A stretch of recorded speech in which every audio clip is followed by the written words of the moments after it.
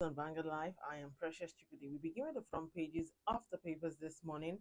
Starting off with Vanguard. Vanguard is leading with electricity. Policy flip-flop threatens a $155 million smart meters project.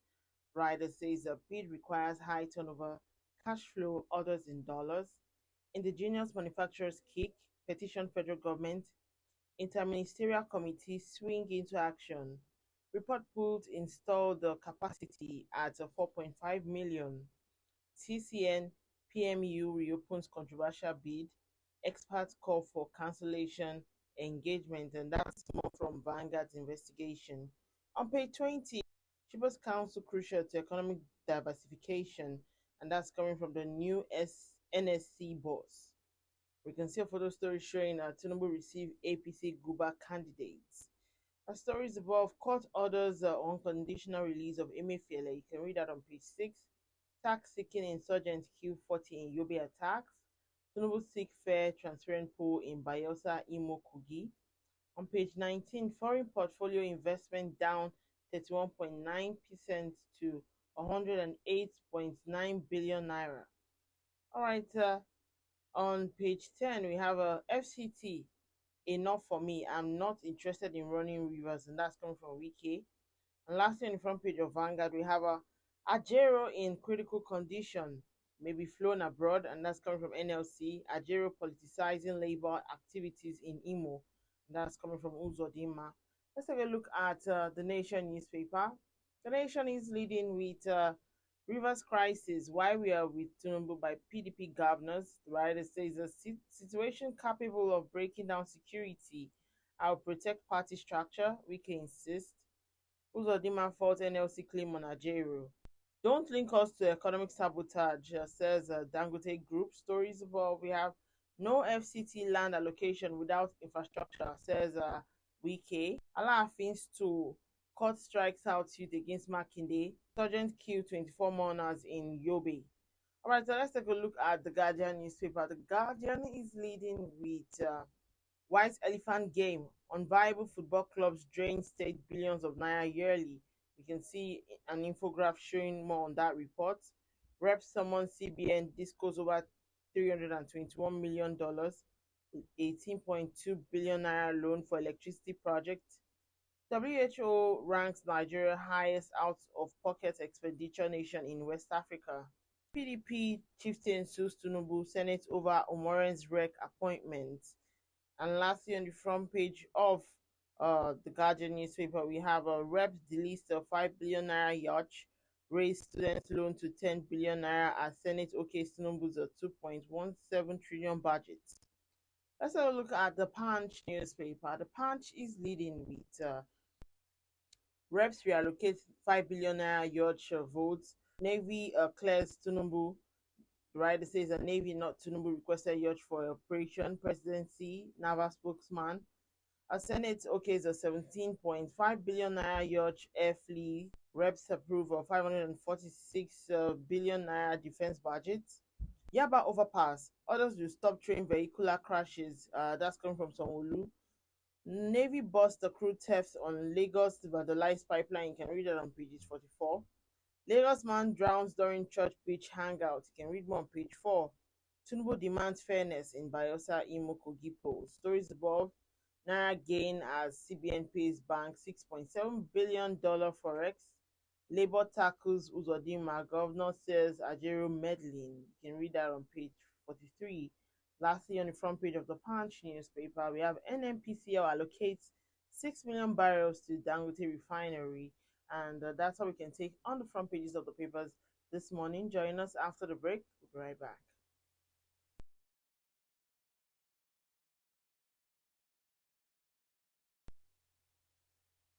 All right, welcome back. If you're just joining me, still today in the news on Vanguard Life, I am Precious Chukudi, and joining me to talk about a big story on the front page this morning is about electricity policy flip flop threatens $155 million smart meters project. Is our correspondent, Mr. Odeme Akpan. Hello, Mr. Odeme. Good morning. Can you hear me? All right. Okay, can you tell us more about the current threat to the execution of the $155 million phase 2 of Nigeria's national metering program? Yes, actually, the true story should start from a few years back. For instance, the former president Mohamed Buhari's government, um, in trying to address the shortfall in meters, prepaid meters, encouraged the indigenous manufacturers to set up their plants, invest, manufacture, assemble, and deliver commercial quantities of prepaid meters for use in the power sector. So Nigeria used that time to build its own capacity. And as we speak, there are about 35 of them, of such assemblers in the country, and they have commercial supply that can be delivered to the sector for use. But surprisingly, recently the Transmission Company of Nigeria that's implementing the World Bank funded program emerged with so many conditions that the indigenous manufacturers cannot meet.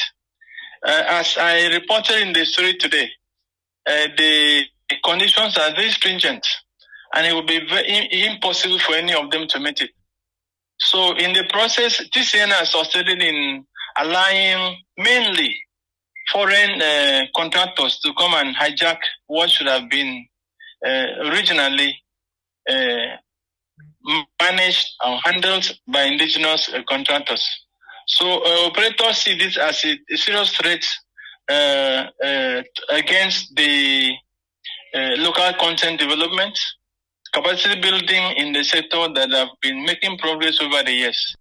All right, can you tell us more about the conditions to be met by the bidders?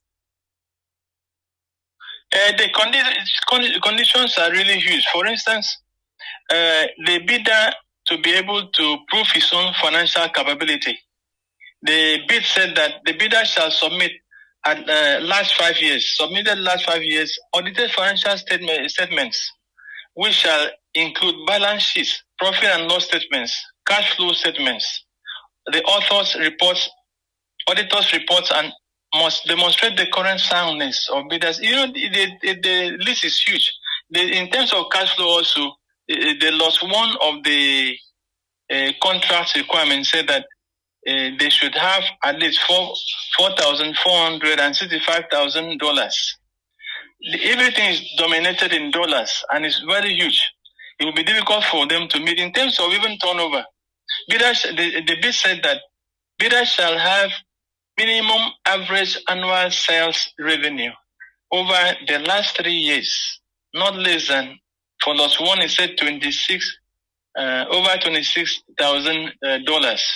Everything is so dollarized that it will be difficult for these people to meet. And in terms of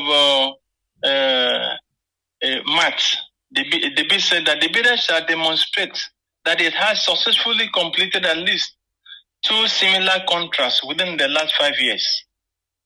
So each with a value of at least mentioned below. It's a very huge, very complicated thing. So you realize that most of the indigenous contractors have not been in operation for that number of years they're demanding for. When you say a bidder shall have been engaged in the business of manufacturing or in the supply and installation of electricity meters for at least 10 years, where do you want these people to get the 10 years? It's like somebody's applying for a job. So you must have 10 years experience. Meanwhile, the guy graduated maybe 3 years ago. So it's obvious that they will not be able to meet. So many things against and this is why the indigenous companies are against these demands. They actually reported this to government agencies, and surprisingly, they have not been able to get their justice. The Ministry of Finance intervened and asked that the interministerial committee be set up. The committee also went on a fact-finding mission to the companies, indigenous companies, and they were able to audit their own stock. And they said they have about 4.5 million stock of meters that can be deployed immediately. In fact, the committee also said that they have more than 500 meters could be immediately deployed to the market. Another potential order of 500,000 meters will get to Nigeria within 2 months. So they were able to prove that they can handle these things. But surprisingly, TCN has reopened the controversial bit. No, the committee first said, go and evaluate. Let us know exactly whether these indigenous manufacturers are complaining, whether they have the capacity to deliver if engaged.